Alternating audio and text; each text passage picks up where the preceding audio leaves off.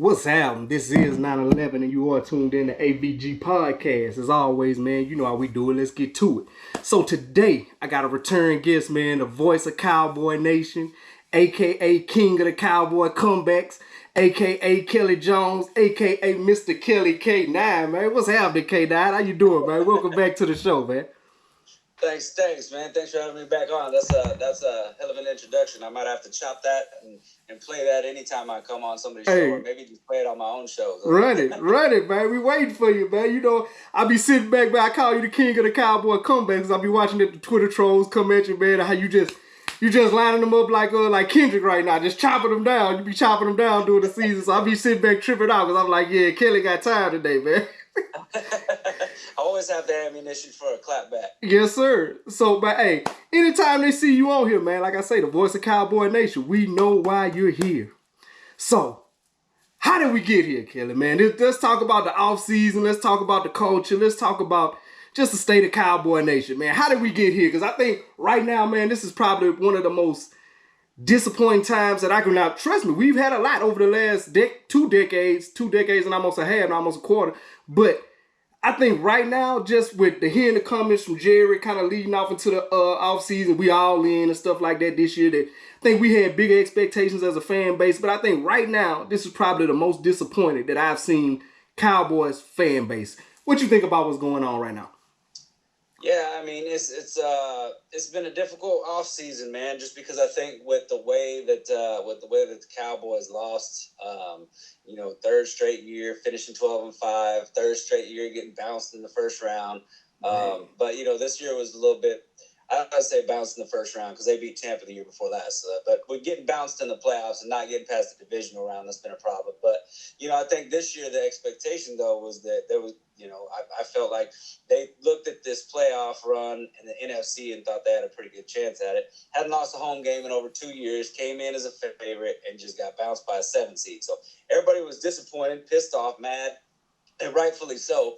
And then the Cowboys kind of turned around and, talked about, well, first of all, I think what started to rub people the wrong way was that, Dan Quinn, I felt like everybody thought he should have been fired after that performance. The defense just looked completely lost out there. Gave up 42 points, 48, but I take that pick six away because that was, can't put that on the defense. But, gave up 42 points against a 7 seed at home when they hadn't lost in like 2 years at home.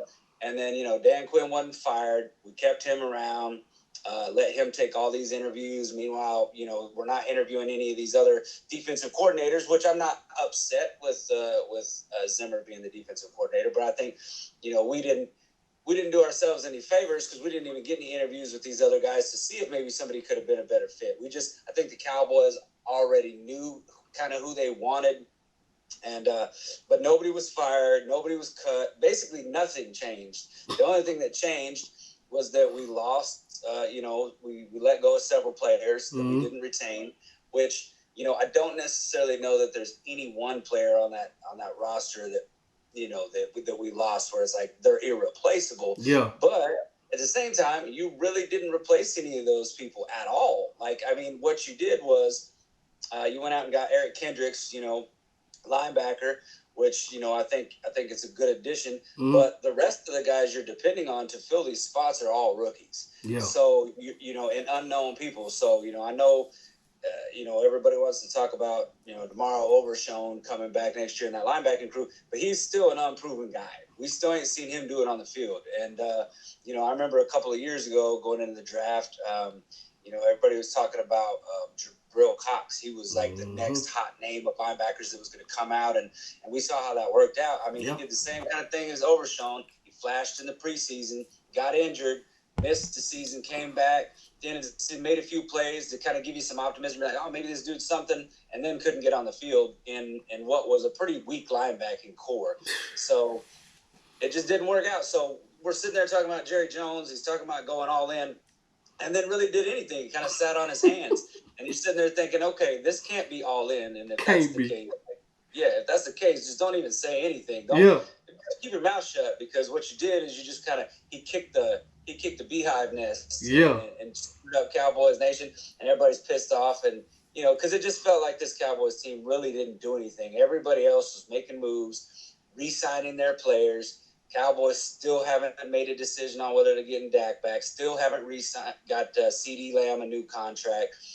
Micah Parsons' deal could be done. Like, there's a lot that this Cowboys team could have done so far, and they've done really nothing.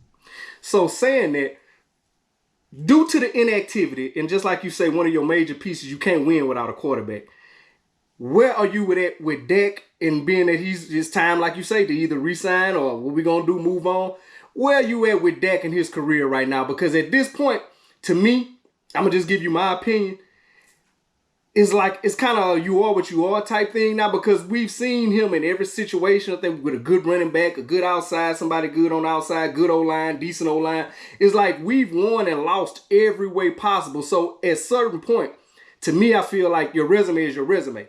And just like with any other thing, like with LeBron or any other greats, the only way you stop somebody from saying, you're not winning is to win. So where are you at right now with Dak in his career? Like, do we need to keep pushing this ball forward with Dak, or is it maybe time to explore? Because I like Dak, so it's kind of a hard thing to do. I'm kind of in that Romo space with him that, I want more, but what's out there for us right now, realistically? Yeah, well, I think a lot of people are like that, and I think it's kind of a difficult situation because you as Cowboys fans, we've seen how hard it can be to get a franchise quarterback. We kind of lucked into Romo, we lucked into Dak. Look at when the Cowboys were thinking about trying to get some other quarterbacks. Some of the names. First of all, some of the names that we went through after Troy Aikman trying to find a guy, but then you look at. Jerry Jones at one point was interested in Johnny Manziel. That would have been a horrible, horrible decision. Thankfully, they didn't draft him, but Jerry was really high on him. And then Paxton Lynch was another quarterback that So you look at that, you look at some of that stuff, and that gives you reason for concern because you're like, look. This team stumbled onto Romo. He wasn't a guy that they developed and drafted. They stumbled onto Dak Prescott. They drafted him in the 4th round. They thought he was going to be a project quarterback. They did not think he would come out his first year, rookie season, and win 13 games because they weren't expecting Tony Romo to be injured. They thought Dak would sit behind him a couple years. Maybe they could develop him into something, but they had no idea that Dak was going to come out and end up being a top 10 quarterback. I'd argue closer to top 5 at this point in his career because, and that's the thing is that what the whole crux of the thing is you're looking at Dak Prescott right now, and he had an MVP caliber season last year. That's the facts. He had an MVP caliber season. In the playoffs, however, there's just been this thing in the playoffs where it takes a while to get him going, and it's very slow. He's slow getting going, and unfortunately, he's made way too many mental mistakes. With the turnovers and kind of getting us behind the 8 ball with those turnovers. And, it's just been one of those things where it's like, all right, well, we know he's good enough to win the division. We know he's good enough to get us in the playoffs. But what we haven't seen is him make a deep playoff run. And I think that's kind of the beef with everybody right now is that he hasn't been able to do that. So my whole thing is, if you're the Cowboys, like, I think that right now at this moment, I think Dak Prescott still gives you the best chance to win. But at what cost? Because, like, right now, I look at it and say, okay, if you're the Cowboys, and I think if they were going to make a move on Dak Prescott, I think it would have been made before the draft. And I know he's got a no-trade clause, but if they didn't want to re-sign him, they could have told him, hey, you know what? We're not going to re-sign you. We don't really want to move forward with you. So waive your no-trade clause, and we'll get you moving. You can go sign with another team, play 1 year there, and if you don't want to sign a contract with whoever we trade you to, obviously you'd be a free agent next year, And I think they probably could have done something like that. I think the fact that they didn't leads me to believe he's coming back, and I think they're going to re-sign Dak. But I'd be fine either way. I just wish the Cowboys would kind of say what they're going to do because right now it seems like they're kind of riding the fence on this thing. Yes. And, it's like commit to it. If you're going to move on from Dak and that's the plan that you're going to do, well, I don't think that's, in my opinion, I don't really think that's the smart decision, but I'll stand behind it because at least you've got conviction in your plan, and that's what you're going to do. So that's what you're going to build this team for. That's what you're structuring for. That may be some of the reasons why you're not re-signing some people because you're like, hey, look, we're about to blow this thing up. Yeah. But the thing is with the Joneses, I think they don't want to tell nobody that because they still want people to show up at the games and have hope that we're With the going to masses and seats, yeah. If we tell them we're blowing it up, they won't come to the games. Yeah. So, but if they re-sign him, honestly, if they re-sign him to a 3-year deal, and then decided that they're going to keep him again for another 3, maybe even 4 years, I'd be fine with that too. Mm-hmm. But the thing is, if that was the case, you would have thought that they would have already done that. It's so confusing, this whole thing. You would have thought they would have already done that because it would have freed up a lot of money for them to go out and make some free agent signings in the offseason. And the fact that they didn't do a CD deal, the fact they didn't do the Dak deal, that left them with basically limited to no salary cap room to do any of that maneuvering, to go grab a free agent running back. Everybody thought running back was an issue. I still think it's an issue. There were several running backs out there that went for bargain deal prices where it was like, it wasn't that much. Didn't cost that much. Cowboys could have gotten themselves a good running back at a low cost. I think the only team out there that overpaid was the Eagles with Barkley. They gave him a big deal. Now, I think the Cowboys have been out on that. I would have been out on that. But in terms of Derrick Henry, I mean, he got a deal that, I mean, that's what I wanted. Right in the Cowboys range. That's what I wanted. Yeah, and I think everybody kind of had their eyes on a guy like that. But then, there was even other guys, Moss, the running back from Buffalo. Yeah. He was the guy that got a team, I think it was a $4 million a year. Yeah. It's about what they're going to pay Zeke this year. And I mean, and while I love Zeke, you're rocking the Zeke jersey. I got the Zeke jersey. Welcome home, Zeke. I love it. And I love him. I think he's a great addition. But, we also have to, temper our expectations. I know it's not going to be the Zeke 2016, but I think what he brings is veteran leadership. Mm-hmm. I think he's a great teammate, good locker room guy. He's going to be a good pass-blocking tight end and, of course, pass-blocking running back. And starting to left tackle, you need a guy out there to protect, Dak's blind side. Exactly. So I think that's a good move. But I still think we needed more in the running back room. And, again, they didn't address it in the draft. And so you're sitting there going, all right, well, in my opinion, our positions of weakness, I do think they addressed the O-line. I do think they addressed linebacker, but the interior of the defensive line and the running back, in my opinion, are still areas of major weaknesses that they didn't address that I thought they could have done with free agency and money in free agency.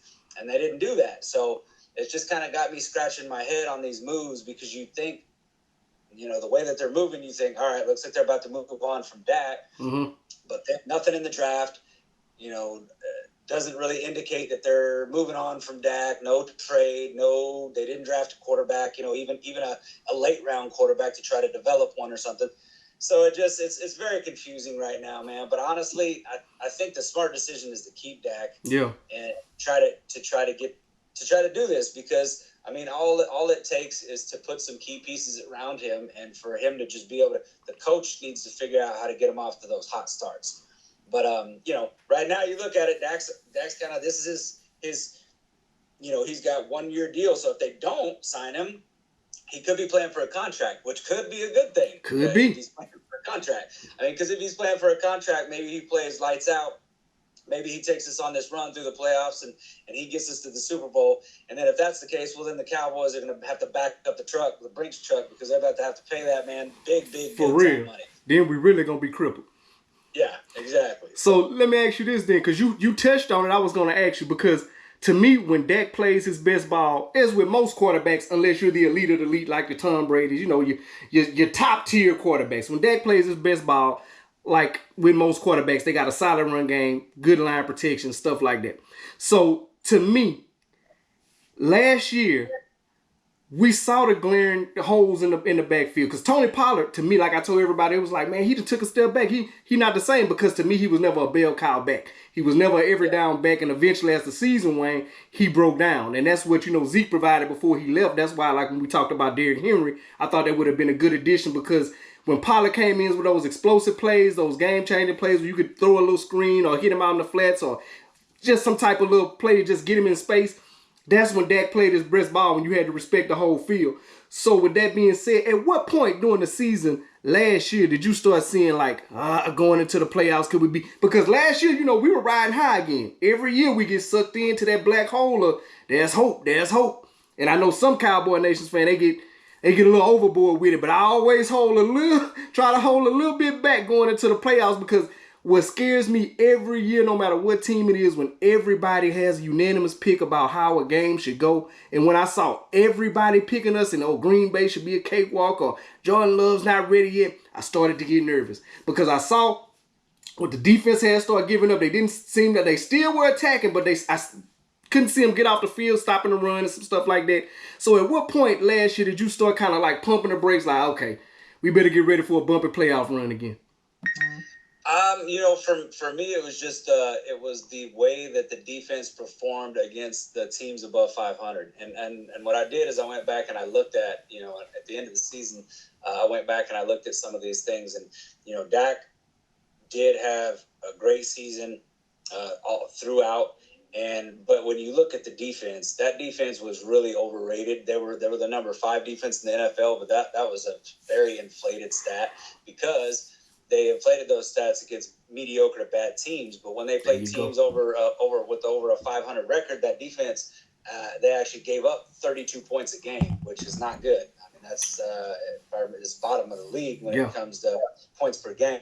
So you watched a game. Obviously Buffalo was a bad game all around. We just got smacked around. But, offense couldn't do nothing really, defense. But you looked at the Miami game. Dak took them right down the field and scored and put us in position to win. Defense turned around and gave that lead right back. We couldn't stop them. Yeah. You look at, the Seattle game, luckily we won that game. But the same thing, Dak scored, defense gave it up. Dak had to go back down and do it again. Same thing with the Detroit game. We got the lead. Dak gave us the lead, put it away. The defense lets Detroit go right down the field.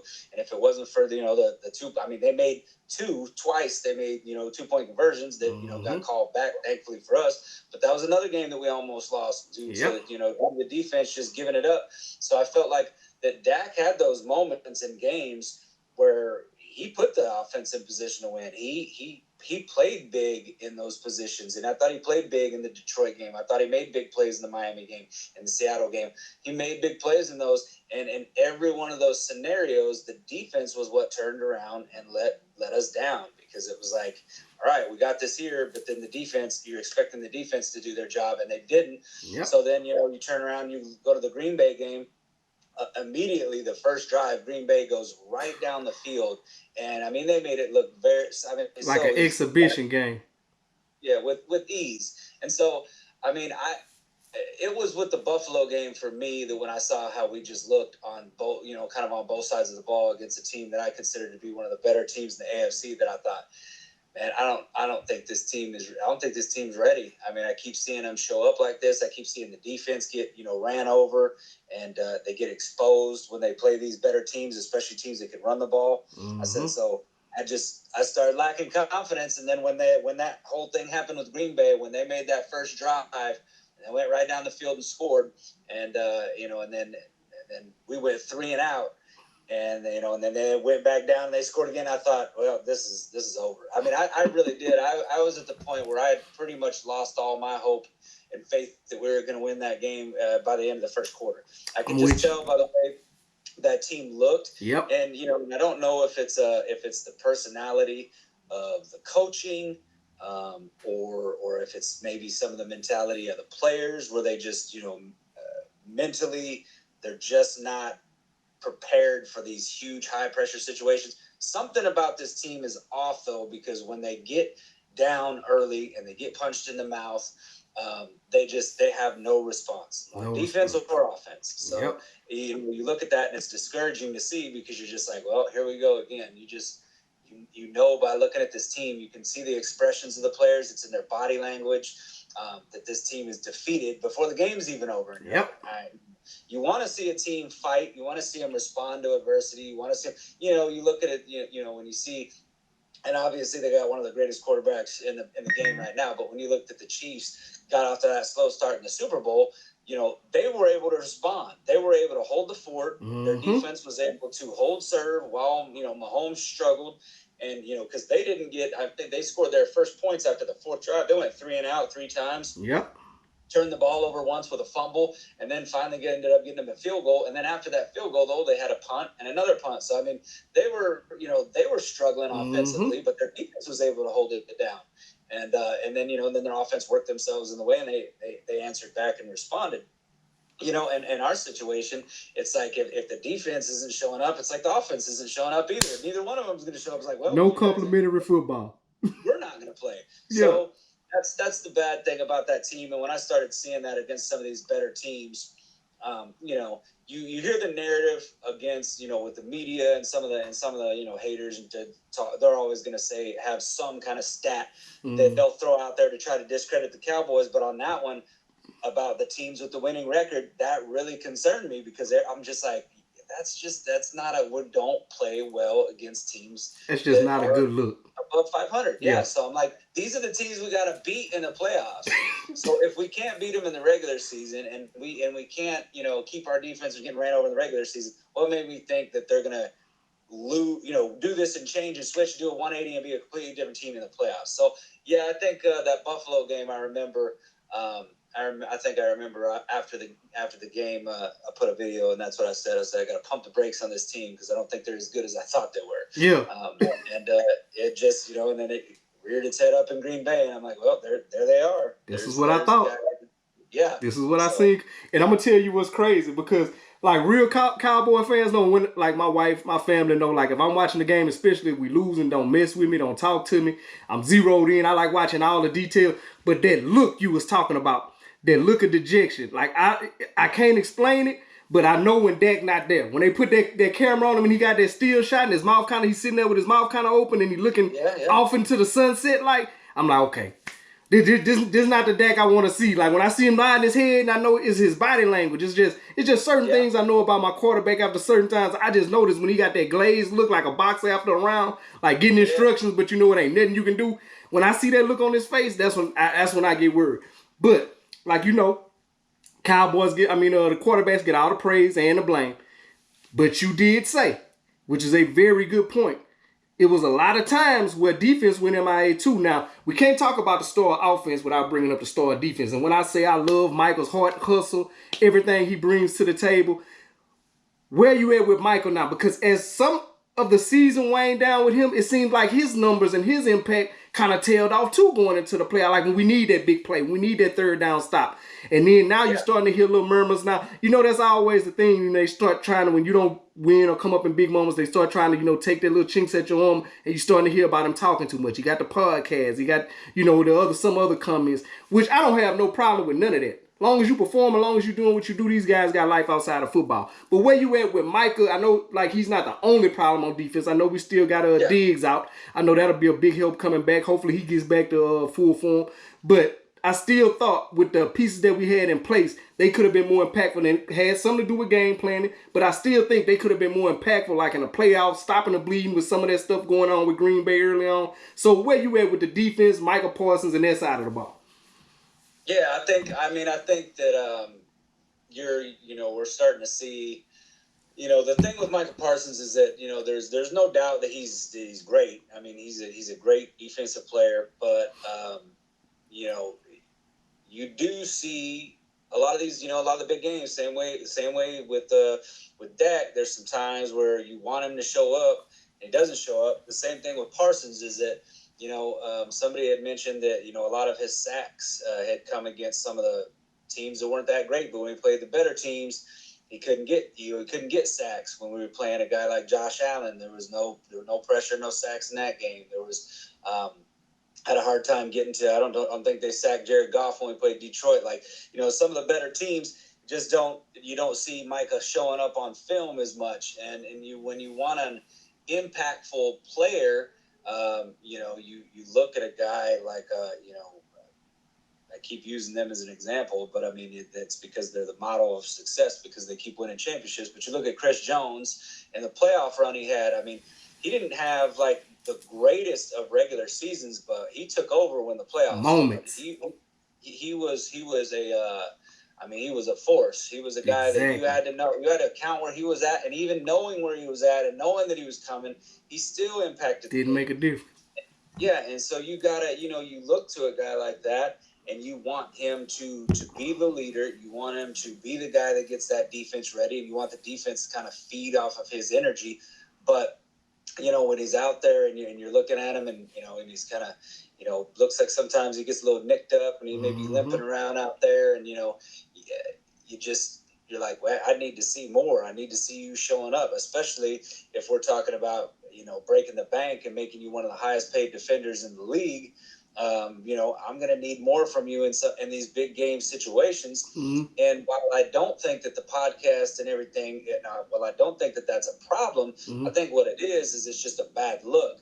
If you are not able to, basically manage your thing and multitask, right? So, like, I mean, if I'm at work and I'm the best at one of the best at what I do, mm-hmm. but I have something that I'm trying to do at the same time as I'm trying to get something done with work, like in season. I'm sitting there at work, but I also got something that I do kind of on the side, and that's starting to affect my performance. Well, then your employer is going to be like, well, hey, maybe you should focus on this because this is your job. Yeah, this your day job.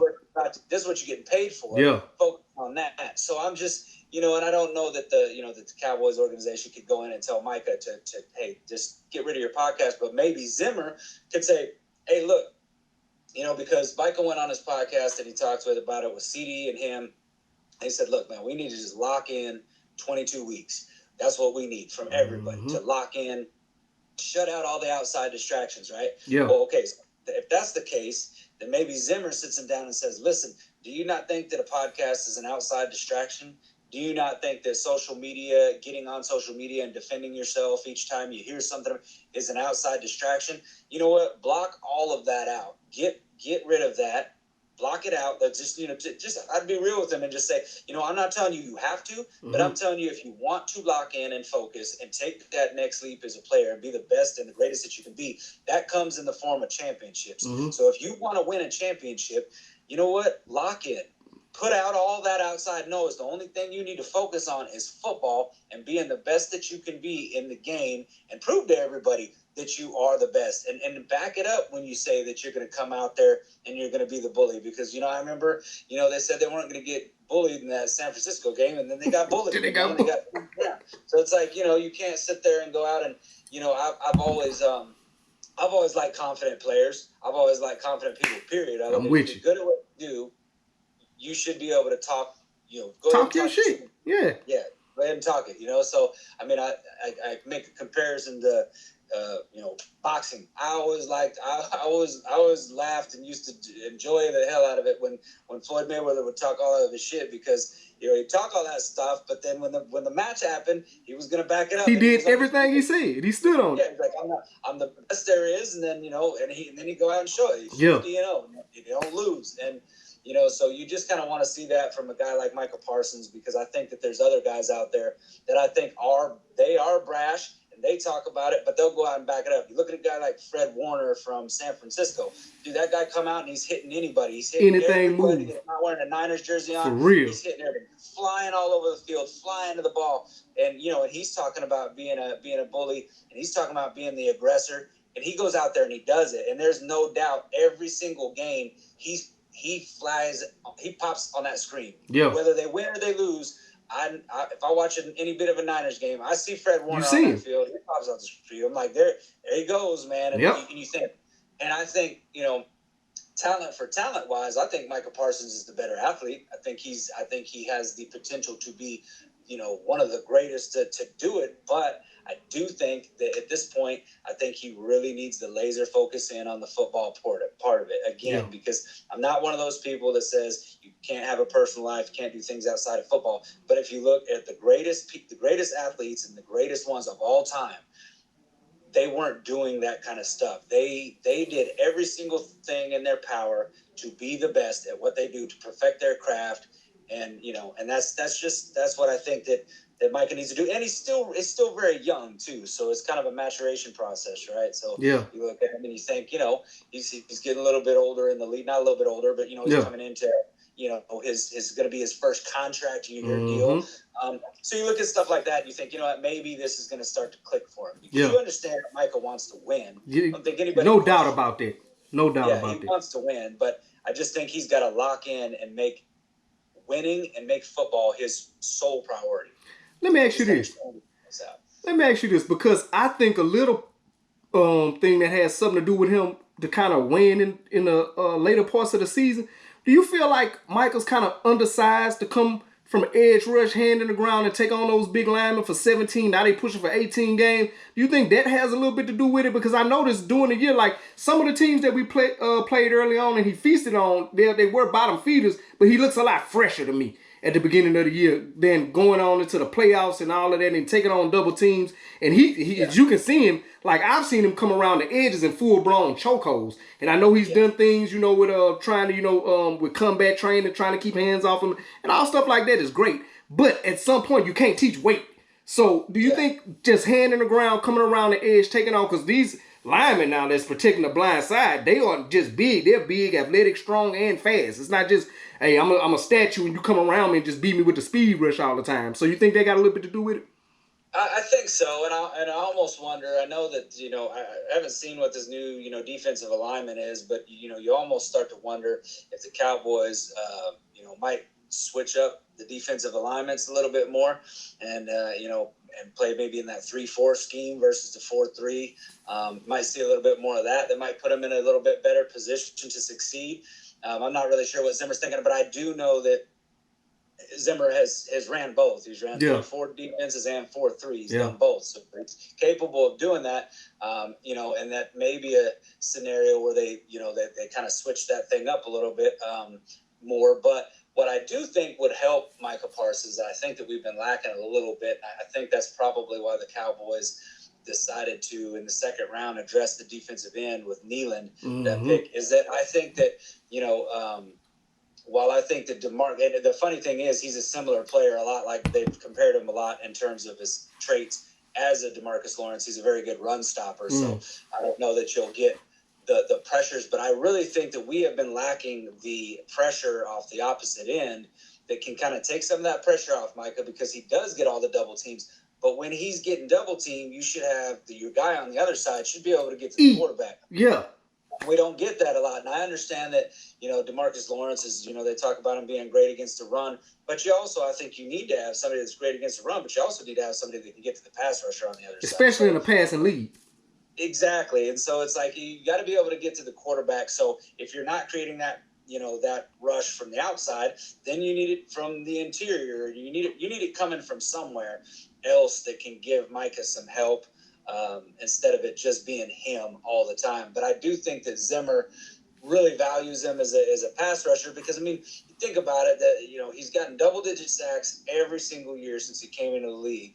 And that's rare to see and rare to have that kind of, effect, because obviously the biggest effect you can make on the defensive side of the ball outside of turnovers is getting to the quarterback.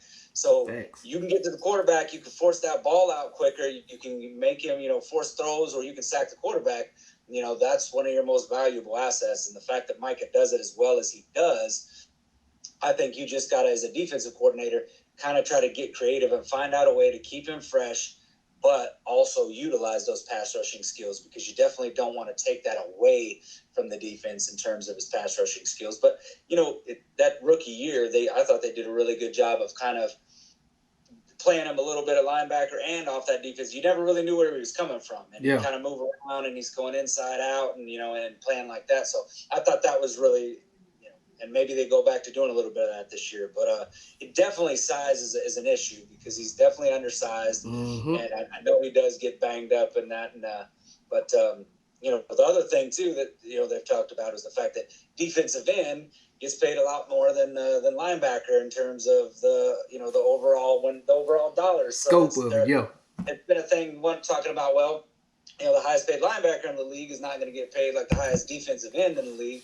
So Micah at that defensive end position is probably going to get the defense. It's probably what he's going to get paid is the defensive end position. So I don't hate on it, man. I just, I think it's one of those things where you got to figure out what works best for Micah, because I do think he's a generational talent. And I do think that you have to find a way to maximize that. And keep him playing at a high level. Now, let me ask you this, because, of course, the pass rush, the DN, all that'll fix the back end. Now, we found a diamond in the rough with Bland, because he came up, had an amazing season. I didn't know he had ball tracking skills like that. I didn't know he was going to turn it on like that. But he did kind of get exposed the game with Metcalf playing a bigger receiver. They switched up, put Gilmore on him, kind of settled that down. But he is a young player.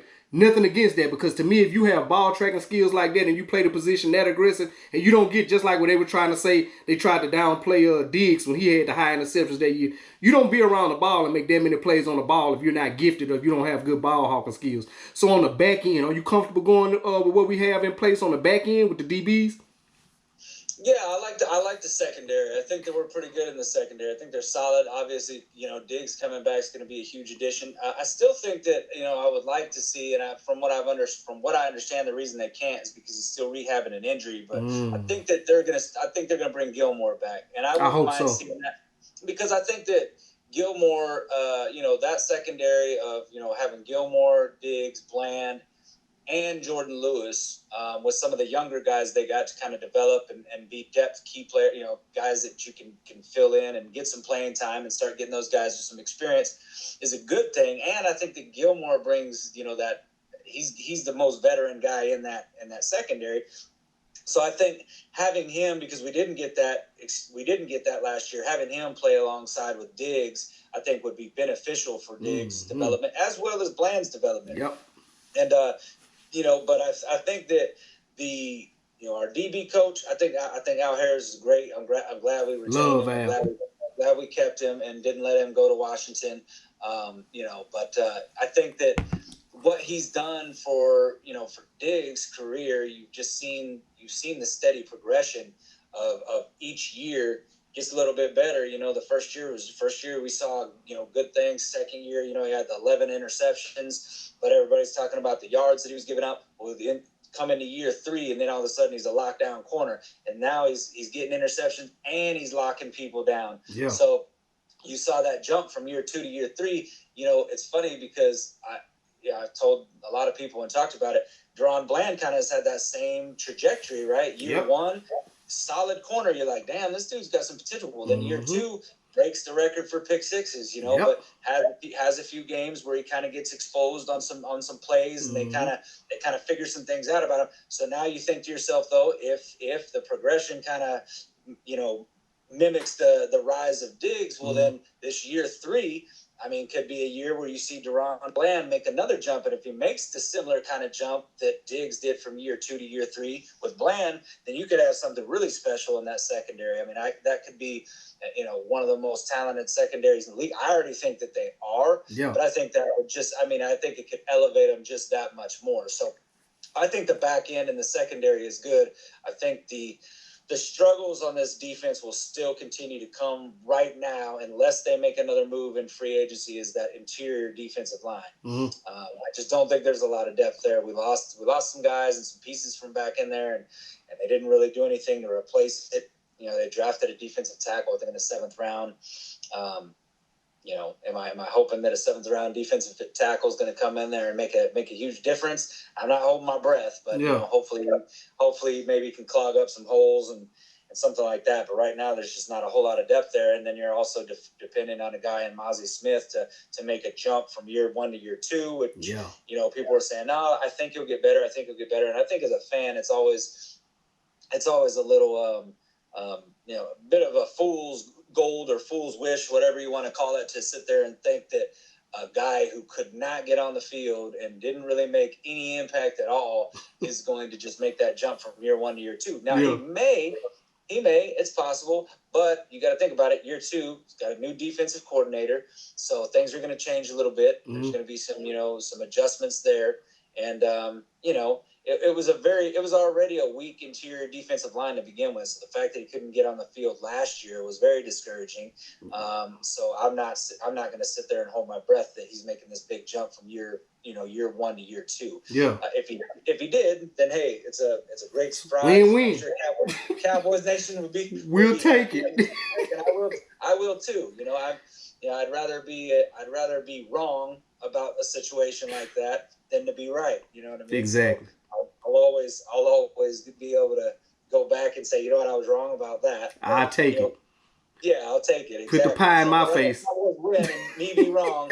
Then from the Cowboy, for me to say, no, Mozzie's going to be great. He's going to be fine in year 2. And then it comes out and he looks like, he looks like the guy that we saw last year, which is not very good. So. Not good at all. So let me ask you this too, because we talked about it earlier. We touched about it on the running back position because, like you said, we are bringing Zeke back. How did we get to the point? Because if you still look at some of the best teams, they still have one of the best running backs in the game. Even if you look at Kansas City, like I know you keep saying we're bringing up Kansas City, but they are the standard right now because of how they winning with Pacheco. So how did the running back position get to a point where it's so devalued now? Teams just think you can throw the ball 90% of the game and not have that staple running back to get the job done. Well, I think it's one of those things where you've seen a lot of teams not want to pay running backs, and then you've been able to see teams draft rookie running backs and be able to get these dudes on these rookie deals. And so now what it is, it's a copycat league. Everybody wants to copy the next team. So when they see, all right, this team was able to draft a rookie running back, and there's several guys. I mean, you look at some guys that have done, very well, whether it's Kenneth Walker, he's a rookie out of, they drafted him in the second round with Seattle. Breece Hall was drafted in the second round. You've got a lot of these running backs that you don't have to take in the first round, which means you don't have to pay them a whole lot of money. You got Pacheco was taken in like the 6th or 7th round by the Chiefs. And did great for them. So you look at a lot of the younger running backs and you're like, okay, well, these were guys that were, drafted by their teams. And they didn't draft them, very high. There's guys that are, that they've been able to take with 2nd, 3rd, even 4th round picks. And they've been able to succeed and they've been able to have success with those running backs. So I think when it's time to pay those running backs those contracts, you've got teams that are hesitant to do it because you look at how it panned out for, the Cowboys with Zeke. He was good, but his numbers declined every single year after he got his deal. Which he earned his deal. He earned every bit of that money because that's that money that they pay you is based on your production. Previous to, not for the future. And I think I don't think a lot of fans really understand that. They're always like, when we sign this guy to another deal, it means, hey, we want to retain his services, but we have to pay him this amount because this is what he's earned. Yeah, he's worth this amount because of what he's done for us, and what we think he'll do, but it's not necessarily something going forward. Either way, you look at that, you look at Todd Gurley, the list kind of goes on and on. He was the last big name running back that got paid big. Yeah. And then that fell apart and you thought the Cowboys may not do this. Zeke holds out for a couple of games and then, and the Cowboys are like, let's get him signed. Let's get him signed. He's holding out for preseason, whatever. And they're like, all right, we're going to get him signed. We'll get him back. But, I just think that it's what that the league is seeing, that you can draft these running backs and you can basically utilize them for the first 4 years of their deal. And then when that's up, you can move on from them, let them go sign with another team and go draft another running back. And basically you just keep these running backs for cheap dollars and these other veteran running backs, because, looking around the league, these veteran running backs, you saw how many of them got signed to other teams and then they're not getting signed to big deals no more. Saquon Barkley got the biggest out of all of them in terms of a new deal. But, they're not getting paid what they used to get paid. You're not seeing those running, and I don't think that's gonna change anytime soon, unless the league does something that says, all right, well, you gotta start paying these rookie running backs more in their first deal, their first 4-year deal. Unless they do something like that, then it continues to kind of devalue that position, because if you can get a guy on a rookie contract for cheap, these owners are all about saving money and spending on different positions. And right now, your premier positions, though, if you look around the league, obviously you do have to have a running game, but they're investing their money in their quarterbacks, their wide receivers, and then their defensive players. Rushers. So your pass rushers. So that's kind of where the money's going right now. So unfortunately for the running backs, unless you're a guy that can defy the odds and continue to play at a high level and increase your numbers every year and play great football and show that your body's immune to breaking down like a lot of these running backs have, then that's probably the way that it's going to keep going. It's just a very physical league nowadays, It is. Players are bigger and faster, and and you talk to these guys, these old school NFL players and stuff, and they talk about it and they said, it's just they say you see a lot more offense now. They said, but the players now are just bigger, they're faster, they're stronger because sports science. It's turned into a science. Like these guys know exactly what to put in their bodies. They know, the workout regimens are down to a science. All that stuff. So it just makes it a more physical game. Guys are bigger, and they're faster. I mean, you're seeing these guys are 300 pounds and they're running like a 4.940. Exactly. You're like, what are these guys eating, man? Like, I mean, I don't know. I'm pretty sure I get out there. I don't think I could even run a 4.940 at this point in my life right now. You got to do 300 pounds just smoking down the field, and he's like 4.9. I think there was that Fisk from Florida State, the rookie. I think I've seen him run like a 4.8 or a 4.9. Yeah, that was crazy. Tackle. So it's just a different game, and unfortunately, the running back position is kind of saw that, and the Cowboys now at this point.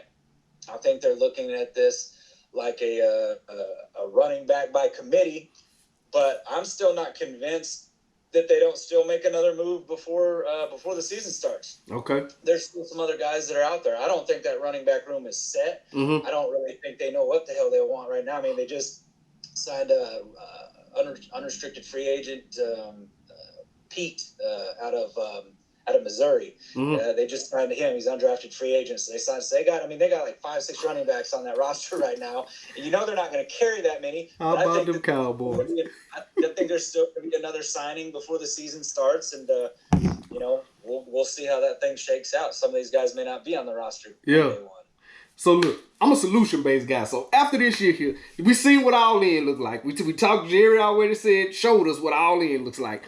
After this season here, what are our expectations? If we don't meet those expectations, are we blowing this thing up, or we starting from scratch, or do you think we just keep letting Jerry bait us in and putting asses in the seats and just changing little pieces here and there? Because like I said earlier, we've lost with supposedly the best rosters in the NFL. We've lost with mediocre rosters in the NFL.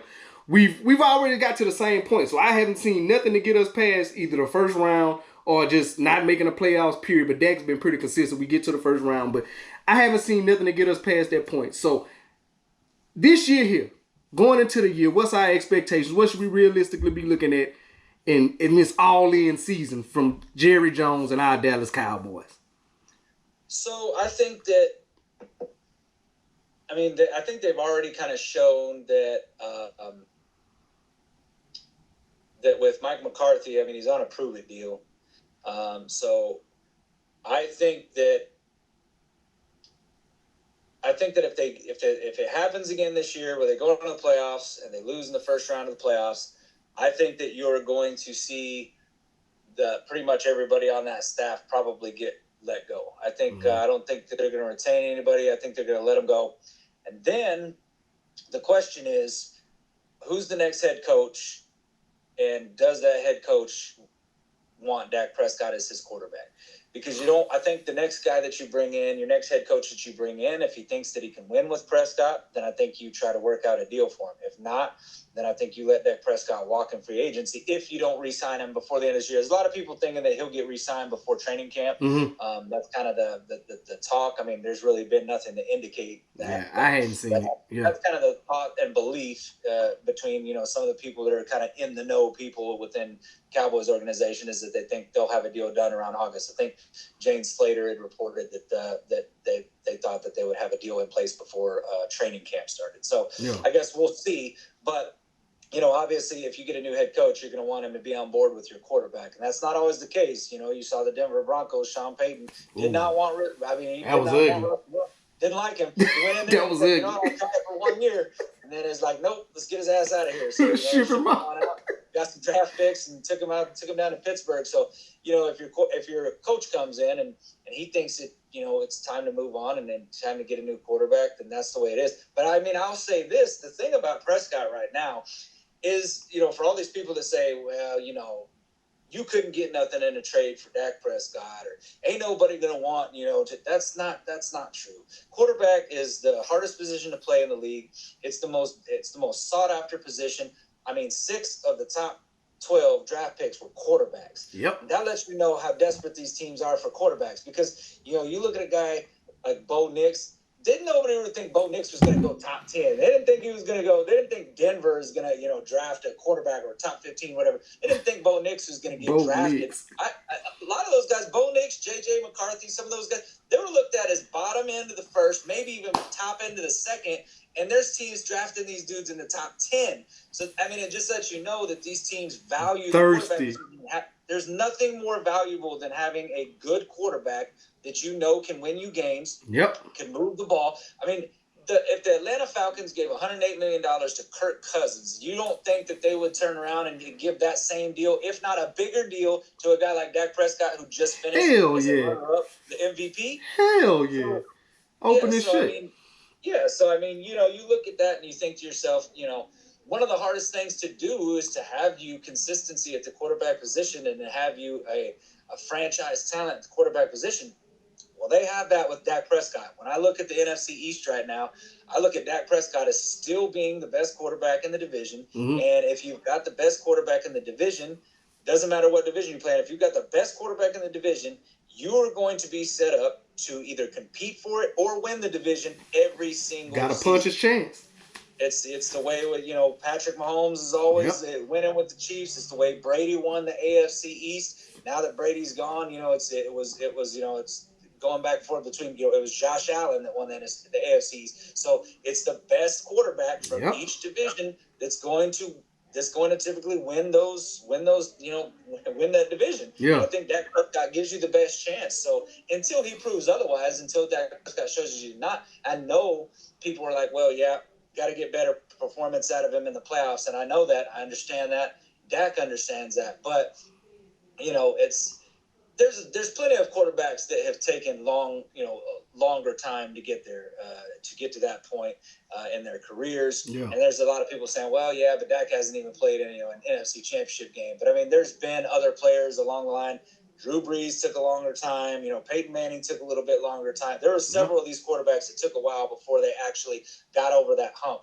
And with Dallas, I think it's always just been one of those things where it's just, we're so close, man, but it's a few key plays here and there. It's a play here, it's a play there that keeps us from getting there. Got to have a little bit of luck, and you got to have a franchise quarterback. I think we got the franchise quarterback. I think we need the pieces around him, and I just think we need some of the things to kind of fall our way. So maybe looking at it this year is a year that the expectations are down. None of the fans are really expecting a whole lot out of this team. I'm thinking that we're still going to be a good team. I think we'll push for double-digit wins. Yeah. But at the end of the day, I'm just like I don't really have any confidence in this team going forward in the postseason. Yeah. And so maybe that's just Cowboys team needs. Maybe that's a good thing. Yeah. Maybe they need to be doubted. Maybe they need to be not propped up so high. And maybe that's what makes him come out and play with hunger this year and carries him through to to win the Super Bowl. I always look back at teams like the 2012 New York Giants when they were 9-7. Nobody thought they were going to win the Super Bowl. Yeah. I mean, they lost 2 of their last 3 games that season. Yep. And one of them they got their asses stomped. It was like 34-0. Hell so yeah. That's not a team that's going to win the Super Bowl. What happened was, they ended the season on that high note. They played the Patriots. Yep. And they lost. But it was a dog fight. Yeah. And then, you just kind of saw that they started gaining some confidence. Like, that's a team that's undefeated. We almost beat them. So then going into the playoffs, they started clicking. And their defense started playing good. And that's what you need. You need your team to be playing the best football at the right time. Yep. And, and if you can get that going and you can get on that roll, anything can happen. So I'll be watching every damn game. We tuned in. We can't get this shit out of our blood, man. I got the star tatted on me. I know you got it on you, man. Yep. It's in our blood. We the bled for these boys, so we're not going nowhere. But just like you say, with Dak taking a longer time, man, everybody knows though. Everything's big in Texas. So that spotlight big in Dallas. So the more you don't win, the more crescendos and snowballs down here. You can't win. You can't win the big games. You're going to keep hearing it until he do. So hopefully he break the mold, man. But, man, I enjoy chopping it up with you, man. You always come on and drop a wealth of cowboy knowledge, man. Tell everybody how they can keep up with you, man, and where to follow you at on your platform. So it's pretty much the same on everything. I don't do a whole lot with TikTok. I started to kind of ramp some stuff up on there and doing it, but it's they're all the same. It's at Kelly K9, Kelly _K_9. And then on YouTube, me and my co-host Mike Tag, we got a Cowboys podcast, Cowboys Cave. You can find that on YouTube. We do lives every Thursday at 8 p.m. Central Standard. And yeah, man, we're gonna have we have an annual tailgate every year. Started that last year. It was our first one. Okay. There's a lot of people turned up to that one. We're gonna do it again this year, man. I'm definitely gonna let you know when it is. I'll tweet it out, but I'll also send you a direct message. We'll pick a game, a home game, and we throw a big ass tailgate. We got food and liquor. I mean, everything that you can think to be at a tailgate, it's there. Locked in. And we had a great turnout last year. I don't even remember how many people showed up, but it was a lot. We had a good turnout, so we look forward to having people there. I'd love to have you come in, man, and swing through, man, because I think you could really enjoy it. Plus, you get to go to be at a Cowboys game. And that's yes, sir. Always a plus.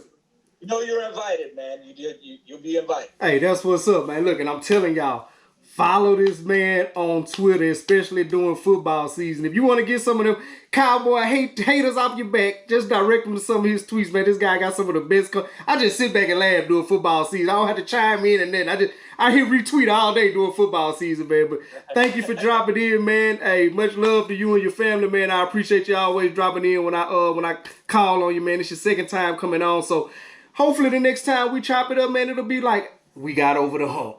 We did it. It'll be more of a celebratory podcast. So that's what I'm putting out in the air, man. But we're going to wrap it up, man. Always visualize your goals. And after that, accomplish those visualized goals. 9/11, Kelly K9. We out. Gone. Appreciate you, Kelly.